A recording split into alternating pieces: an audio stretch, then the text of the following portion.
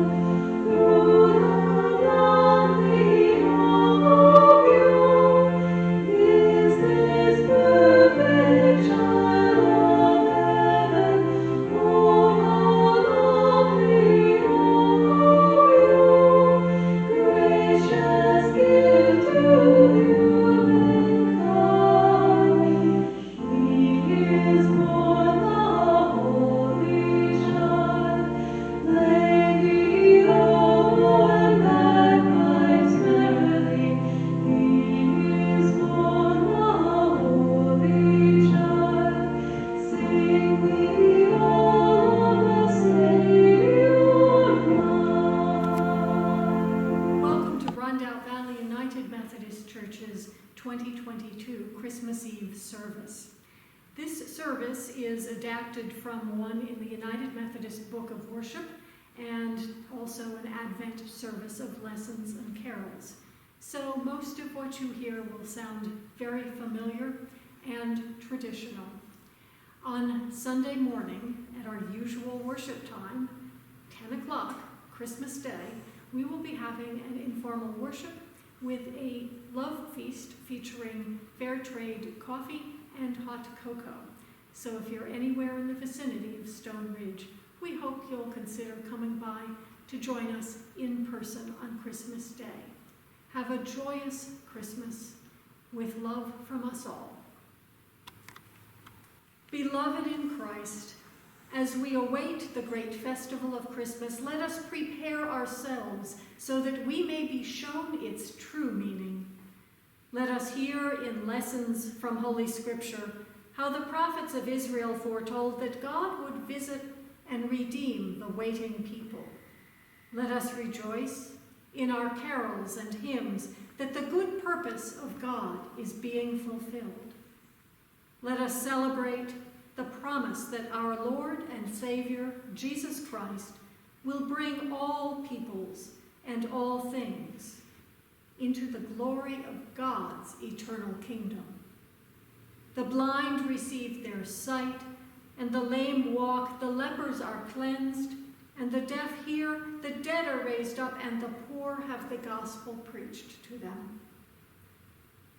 But first let us pray for the world that God so loves, for those who have not heard the good news of God or who do not believe it, and for those who walk in darkness and the shadow of death, and for the church, in this place and everywhere, that it may be freed from all evil and fear and may lift in pure joy the light of the love of God. At this time particularly, let us remember the poor, the cold, the hungry, the oppressed, the sick, and those who mourn, the lonely and the unloved, the aged and the very young.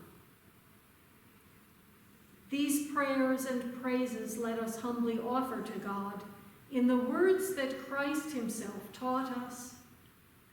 Our Father, who art in heaven, hallowed be thy name. Thy kingdom come, thy will be done on earth as it is in heaven. Give us this day our daily bread, and forgive us our trespasses, as we forgive those who trespass against us. And lead us not into temptation, but deliver us from evil. For thine is the kingdom, and the power, and the glory forever and ever. Amen. The first reading is from Isaiah chapter 9, verses 2 through 7. The prophet announces the birth of a king to a people in darkness. The people who walked in darkness have seen a great light. Those who lived in a land of deep darkness, on them light has shined. You have multiplied the nation. You have increased its joy. They rejoice before you as with joy at the harvest, as people exult when dividing plunder. For the yoke of their burden and the bar across their shoulders, the rod of their oppressor, you have broken as on the day of Midian. For all the boots of the tramping warriors and all the garments rolled in blood shall be burned as fuel for the fire. For a child has been born for us, a son given to us. Authority rests upon his shoulders, and he is named Wonderful Counselor, Mighty God, Everlasting Father, Prince of Peace. His authority shall grow continually, and there shall be endless peace for the throne of David and his kingdom. He will establish and uphold it with justice and with righteousness from this time onward and forevermore. The zeal of the Lord of hosts will do this.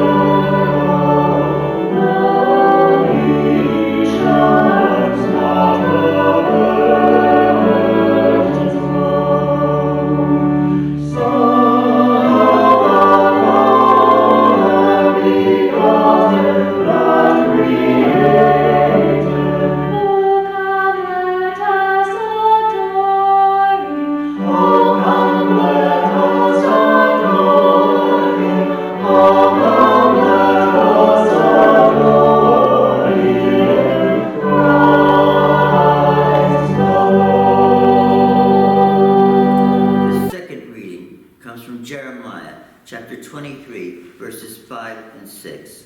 The prophet Jeremiah offers hope for a righteous branch and a just king who is yet to come.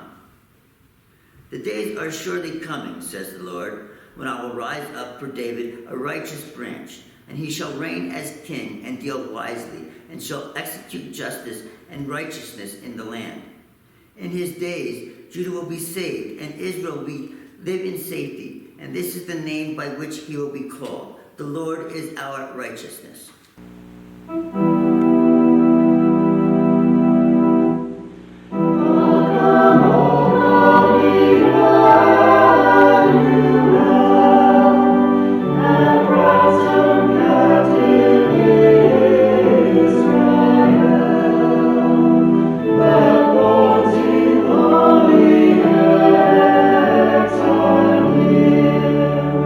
Unto the Son of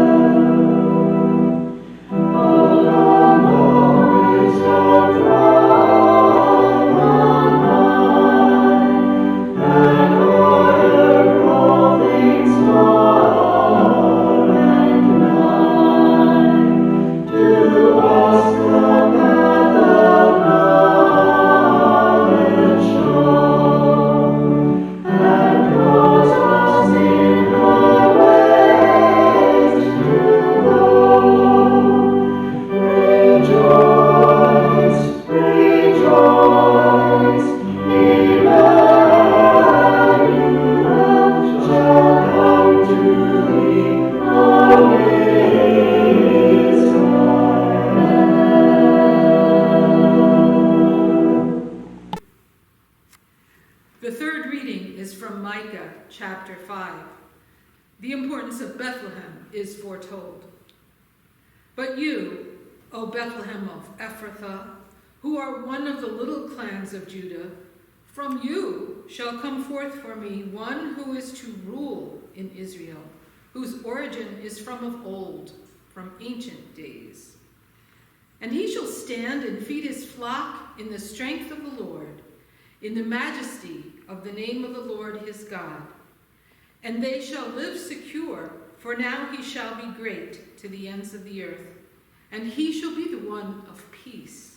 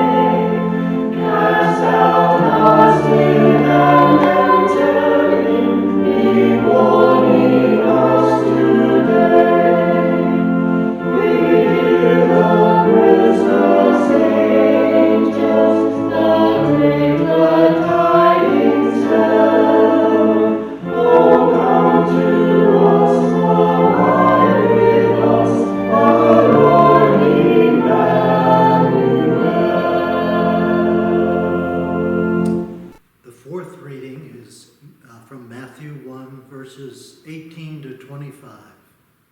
An angel appears to Joseph. Now the birth of Jesus the Messiah took place in this way. When his mother Mary had been engaged to Joseph, but before they lived together, she was found to be with child from the Holy Spirit. Her husband Joseph, being a righteous man and unwilling to expose her to public disgrace, planned to dismiss her quietly. But just when he had resolved to do this, an angel of the Lord appeared to him in a dream and said, Joseph, son of David, do not be afraid to take Mary as your wife, for the child conceived in her is from the Holy Spirit. She will bear a son, and you are to name him Jesus, for he will save his people from their sins. All this took place to fulfill what had been spoken by the Lord through the prophet. Look, the virgin shall conceive and bear a son, and they shall name him Emmanuel, which means God is with us. When Joseph awoke from sleep, he did as the angel of the Lord commanded him. He took her as his wife, but had no marital relations with her until she had borne a son, and he named him Jesus.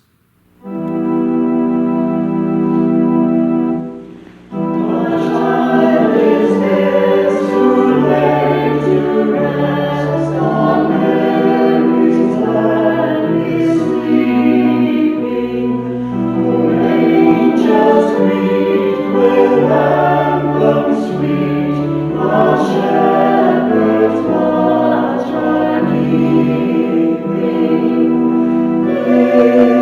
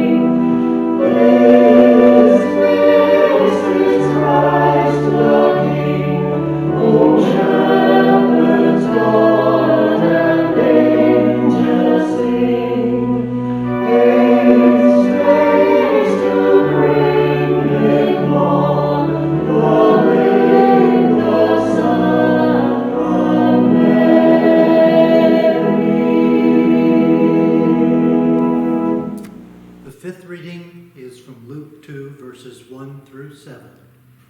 In those days, a decree went out from Emperor Augustus that all the world should be registered.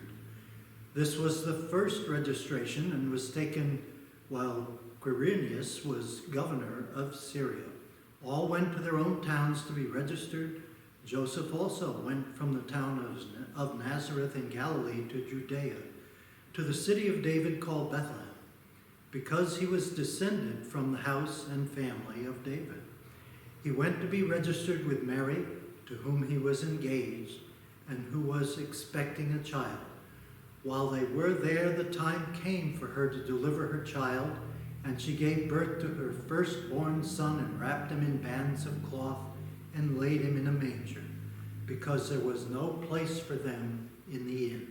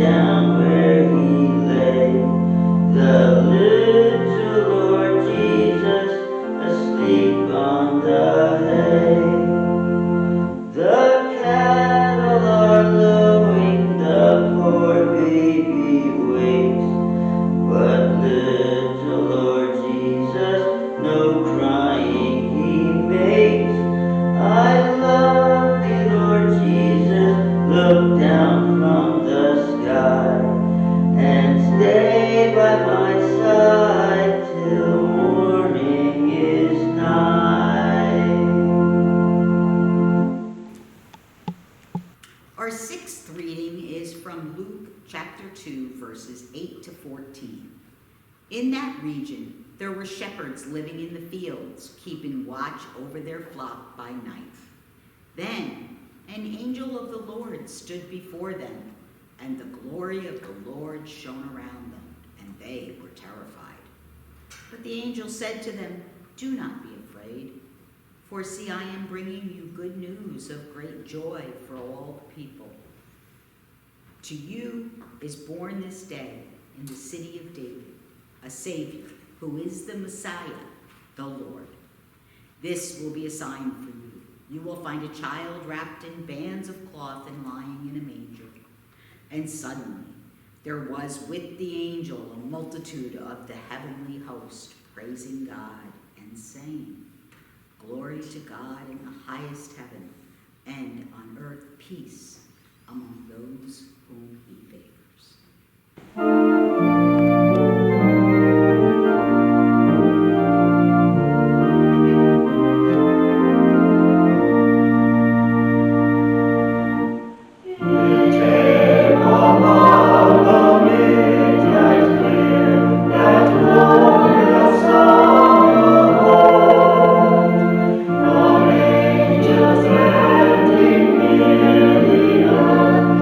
Touch their hearts.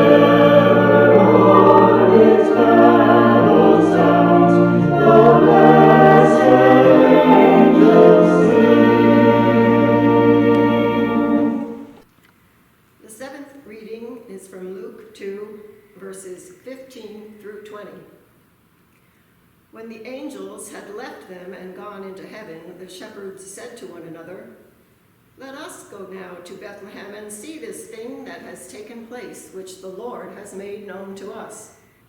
So they went with haste and found Mary and Joseph and the child lying in the manger. When they saw this, they made known what had been told them about this child. And all who heard it were amazed at what the shepherds told them. But Mary treasured all these words and pondered them in her heart. The shepherds returned, glorifying and praising God for all they had heard and seen, as it had been told to them.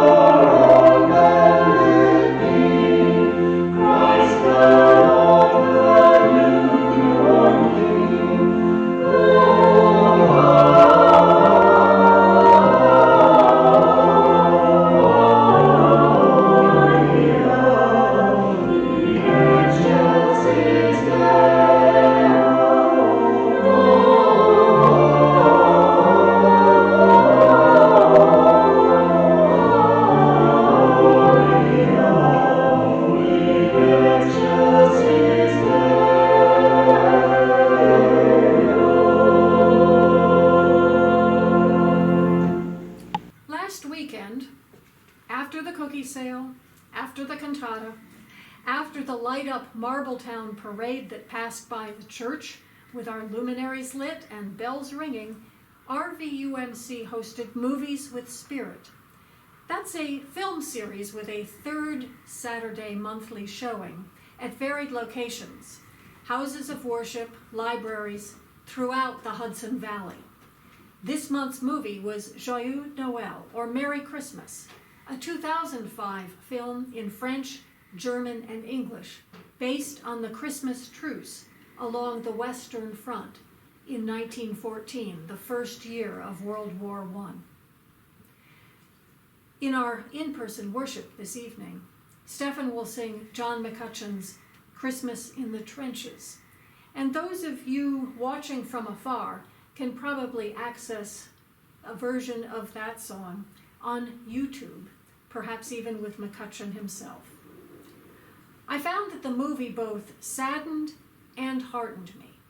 It saddened me because here we are exactly 108 years after the events dramatized in the movie, and obviously the war to end all wars didn't. You don't even have to have paid much attention to Ukrainian President Volodymyr Zelensky's visit this week to Washington, or to the news of millions of refugees worldwide fleeing from various armed conflicts, to know that the world remains a long way off from peace on earth, goodwill to all. And why? How on earth does anyone, except perhaps defense contractors, benefit from war? One of the people who came for the movie mentioned in our discussion afterward that her grandfather served in World War I and kept extensive journals while he was in the service. But the only thing he would tell his family about the experience was, war is stupid. The movie heartened me, though, by showing how ordinary people, cannon fodder perhaps to the generals, can sometimes stand up to the principalities and powers to assert their faith in something bigger than national boundaries and stronger than advanced weapons. Our Prince of Peace entered this wounded world not by way of a stealth bomber, but by way of humble parents temporarily displaced by the governmental obligation of a census. And on this Christmas Eve, as we gather in person or online and listen to familiar ages-old readings and sing familiar ages-old carols, I hope that we can appreciate the power in these stories and melodies. Yes, power. It's not just sentimentality. For as the movie and the song tells it was familiar melodies that drew the would-be enemies out of their trenches and into no man's land for Christmas fraternization.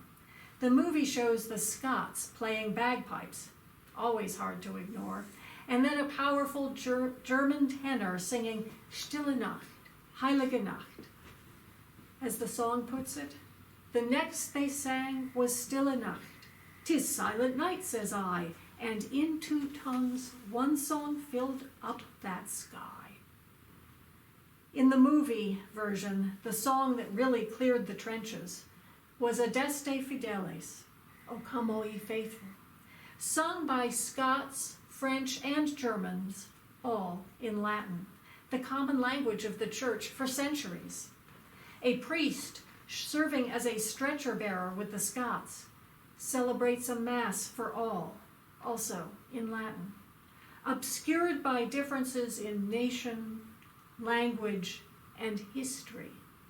The various soldiers' essential sameness is represented by a common faith, expressed in the common language of music. Though the movie is a fictionalized portrayal of the 1914 Christmas truce, the truce really did happen over a broad expanse of maybe even hundreds of miles, and many of the eyewitness accounts describe the sounds of common carols rising from the trenches as an important spark. You may have noticed that the United Methodist hymnal has a verse of Silent Night in German, and one of O Come All Ye Faithful in Latin. Those specific hymns really are appropriate in showing the common humanity of those in the trenches. As McCutcheon's song says, the ones who call the shots won't be among the dead and lame, and on each end of the rifle we're the same. So even between the trenches of World War I, there was a glimpse of Christmas, a few moments of glory to God in the highest and on earth peace. But as the song puts it, soon daylight stole upon us, and France was France once more. With sad farewells we each began to settle back to war. And I think that settle back to war may be the saddest words of the whole song, because they describe what humanity seems to accept as our default setting: war. Some of those who celebrated the Christmas truce were apparently punished, others reassigned for their insubordination in daring not to slaughter their enemies on Christmas. Still, the unauthorized fraternization left its mark upon the men who experienced it, and I hope it can inspire us today. The expression "in the trenches" has come to mean doing hard, thankless tasks, not necessarily life-threatening, as in the trenches of actual war. During the past 2.5 years of dealing with the COVID pandemic, hundreds of millions of people worldwide feel as if they've been there in the trenches. Nurses, doctors, scientists, teachers, parents, first responders, grocery checkers, transit workers, insert yourself here, have all been doing work they likely never anticipated.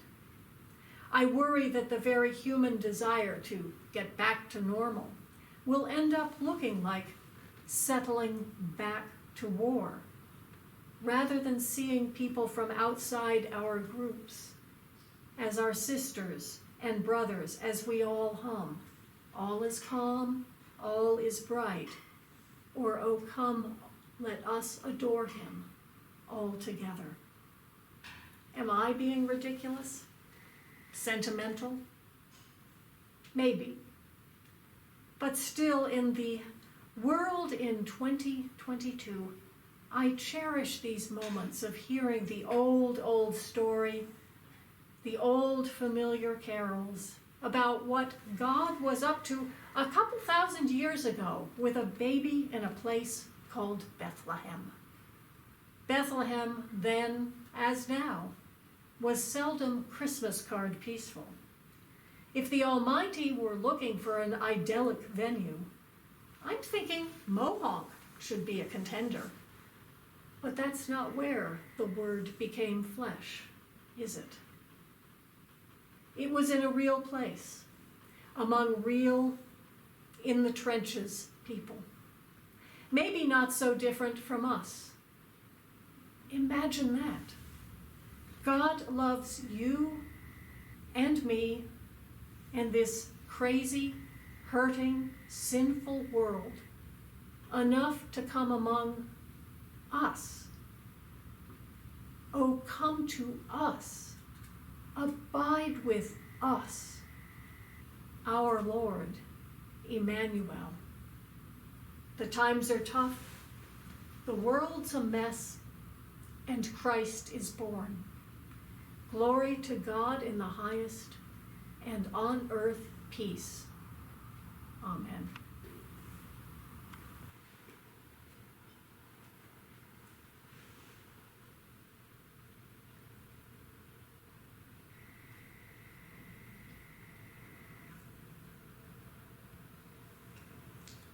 The light shines in the darkness, and the darkness has never put it out.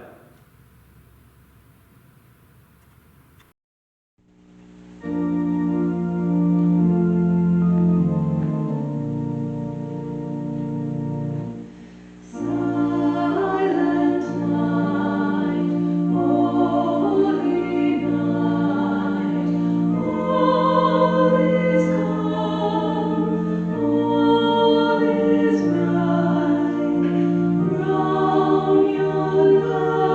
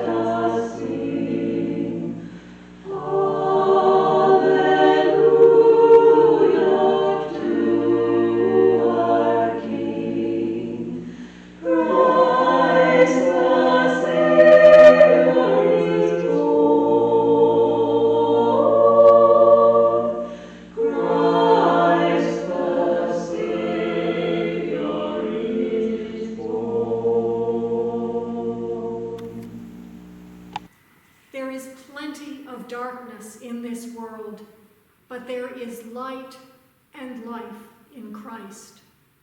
Go from this moment into whatever darkness you face, sharing the light you have been given. Love and serve God and neighbor. And the blessing of God Almighty, the Father, the Son, and the Holy Spirit be upon you and remain with you always. Amen.